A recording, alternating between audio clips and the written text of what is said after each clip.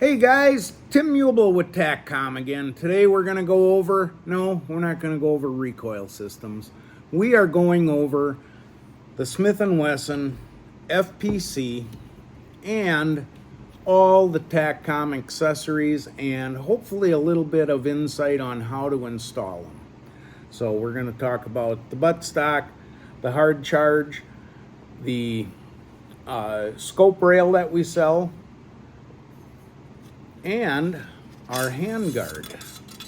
Right now I've got it off, just our handguard. We've been selling an aluminum handguard for this FPC. If you notice on the side here, I have a little, I call it a handy stop. So I can, where my hand is placed all the time. So the first thing to do is let's talk about installing this piece. While I already have, I'm just going to basically talk. This is our handguard nut that you would buy. And when you buy our aluminum handguard for the FPC, you don't have to buy any adapters. You just buy the handguard, and it'll come with the nut for the FPC. Everybody asks about torque. This is not torqued down like a AR-15 nut. In fact, I always tell people, pay attention to how much it took to untighten it. It's basically, realistically, just a little more than hand tight. So I don't know what the exact spec is. Smith won't give that out, but of course I put a little bit of sexiness on mine. I've got the TACCOM muzzle brake, 9mm muzzle brake. I put these on with a peel washer, not a crush washer, because you go with crush washers and you can start tearing the threads off the barrel. So if you're going to put a brake on your gun, use peel washers. All right, let's get into this. So the handguard, we've already put the nut on. We've tightened it. It's good. So now all you do is you're going to slip the handguard on, and you're going to, there's two screws like this. You're just going to line up, get your next screw, get that started, and then you just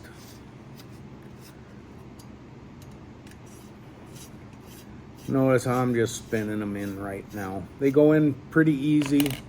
Okay, and then the next thing I'm gonna do is I'm gonna line this up. I'm gonna use my good eye. Looks lined up. Now I torque them down. Just FYI, and it's kind of more of a pain in the butt. If you're going to be putting the handguard on and the scope mount, you're going to be removing 22 number 8 Torx nut bolts. There's 16 in the handguard to take it in half. It's a pain. Good news is you only have to do it once.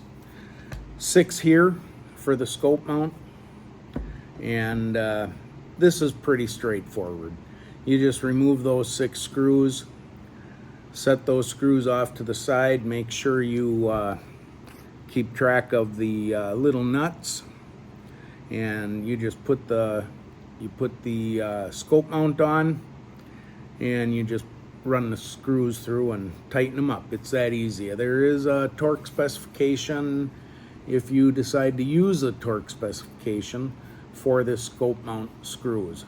The beauty is, some people are asking, is it touching? And nope, it's only touching in these areas here. And I take a piece of paper, I can, all around there. So it's not touching except in this area. The other thing people ask me is point of impact shift. When you're folding this, you got the barrel here and you got the scope here. Well, every time you fold this, you know, and unfold it, did you just change your point of impact? Was there a shift? No. Can there be? Yeah, maybe. I didn't notice any appreciable shift at 25 yards folding and unfolding this rifle. So it's accurate. It doesn't shift. One thing I did with this handy stop, I'm gonna point the gun at the camera. If you look, I've got it at a 45-degree angle, and that's so that, well, folding, I do like to fold this, so especially when I put it in the case, and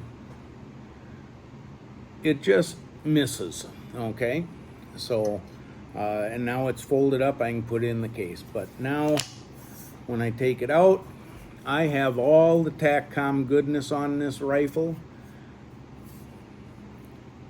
And what I like about this, if you noticed, I've got this buttstock canted at an angle. That's what I wanted about this. I personally didn't care about the magazine retention. I know that's a showstopper for people, and I understand that. I carry them in my pocket, you know, sorry. If I'm at the range, they're on the table. So I don't, you know, if I'm gonna use this as a bug out rifle with a bug out bag, guess what? All my magazines are in my case. So designing this, I wanted comfort as opposed to having magazine storage. That's not, you know, different strokes for different folks. So, but that's about it. I'm a huge Holosun fan. This particular example is a 507 comp. No, I buy my sights. They're not given to me. So if I'm promoting them, it's because I believe in them. So I love the Holosun. I've had others. I just keep coming back to it. One thing people ask me a lot is, now I've got the cushion in here, and people say, well, how does it work for bolt hold open? Well, let's find out.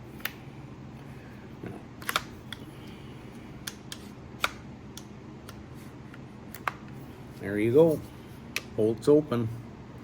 So yeah, I know everybody's complaining about this bolt release. I've not really looked into it real hard, but it would seem to me that if you could get this piece out of here, you could either bend the tabs at a 90-degree angle to where they are now, or you could even do like Browning did years ago on their Browning buckmarks. You could drill and tap this and put a button head screw, a short button, or a short like maybe a number 4 headed screw, drill and tap, get a number 4 screw put in there. It's going to extend it out. If you're mechanically inclined, you should be able to fix this. To me, it doesn't matter. I got large capacity magazines. So getting back into it though, like I say, you've got all the TACCOM goodness. This is a fully equipped Smith & Wesson FPC. After this, you're going to see another video, and it's going to show you how we installed this, why this is different than the website, how we installed the cushion in here, and how we installed the buttstock. Hope you enjoy the rest of the video, guys. Take care. Hey guys, well, let's get into it. So you just bought yourself the TACCOM FCP plug, the hard charge handle, and the TACCOM adjustable buttstock. Okay, now we got to put her back together. All right, and people have been asking me, do you got a video on this stuff? I'm gonna attempt it. So first thing you've got your gun complete, you've got the gun taken apart, and now we're going to reassemble it. I'm pretty sure you guys know how to take your gun apart for field stripping and all that, so it's no different. But now we're going to put the TACCOM stuff on. So you bring your bolt all the way back, and now you take your TACCOM charge handle without the handles on it. I don't have the handles on, there's a reason for it. And you just slip that in there. That's kind of cool, slides right in. All right, now where to put the charge handles. Now one thing that if you look at our website, you're gonna see a picture of this. And we haven't updated the pictures on the website, but this is not what you're going to get. You are going to get this, which has the hole there, but if you notice here, there's no holes. This one, what we ended up doing was drilling and tapping a hole through the side. And what that's going to do is once we get this on here, I take the appropriate wrench. Here's our, I can put this handle on the bottom, just like on the website, or I can put it on the side, left or right. I personally like having mine, I have both of them on mine, and I like having one on the right side of the weapon, and you just tighten that down, and I like the one on the bottom.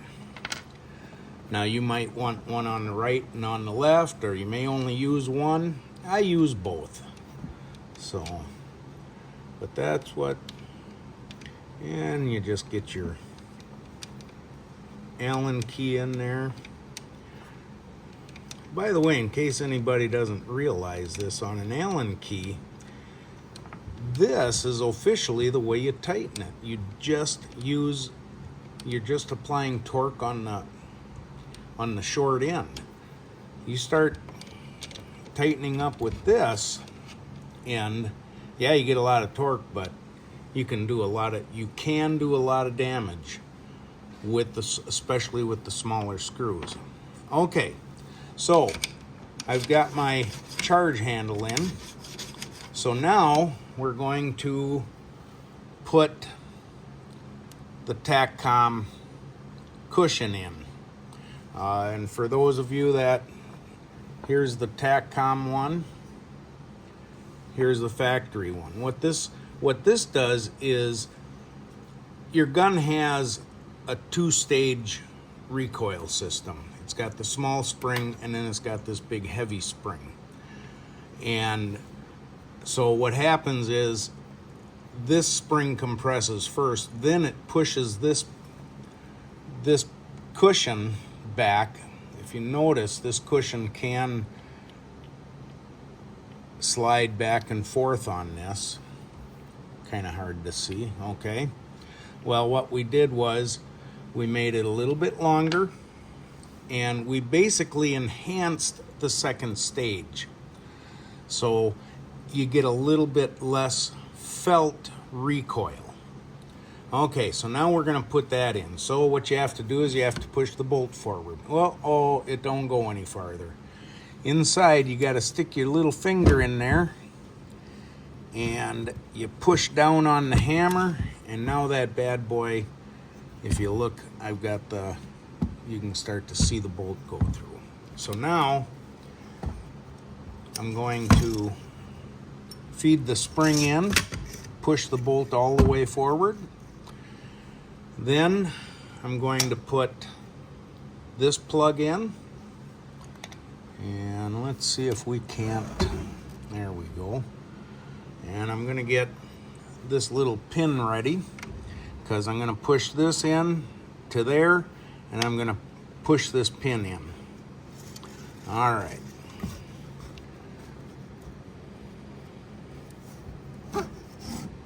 Kind of hard with the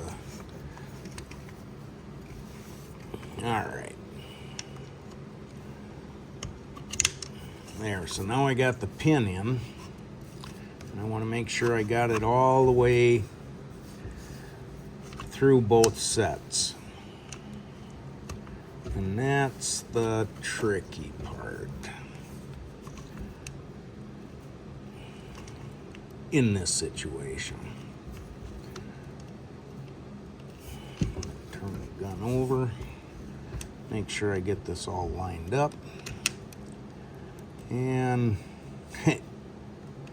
push it through.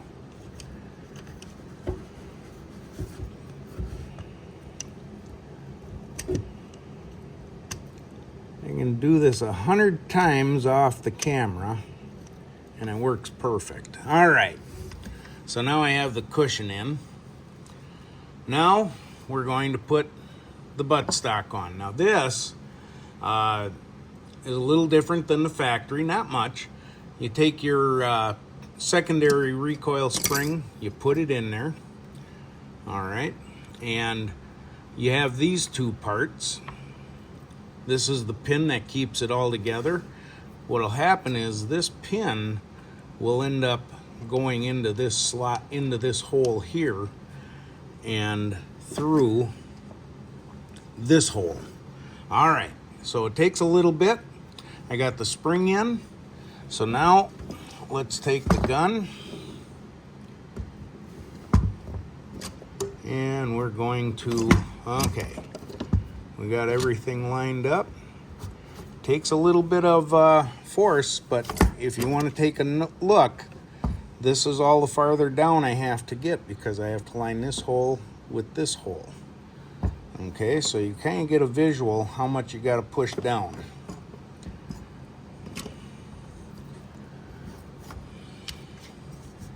And I grab my little pin here, and that should be about lined up. Oh, and you can feel it. There. Now you unscrew this, set it aside, and you take the cover. And you screw that on, and this should just go on relatively easy. You don't want to be pushing that pin in anymore. It just goes on, and that's all the tighter it needs to be. So now we've got our buttstock on. We've put in our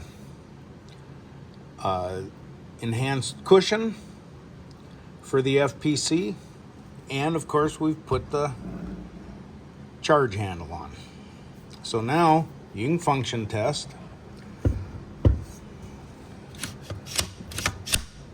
Works just fine.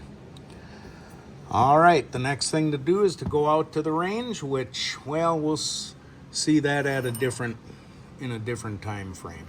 Hope you enjoyed it. Have a great day.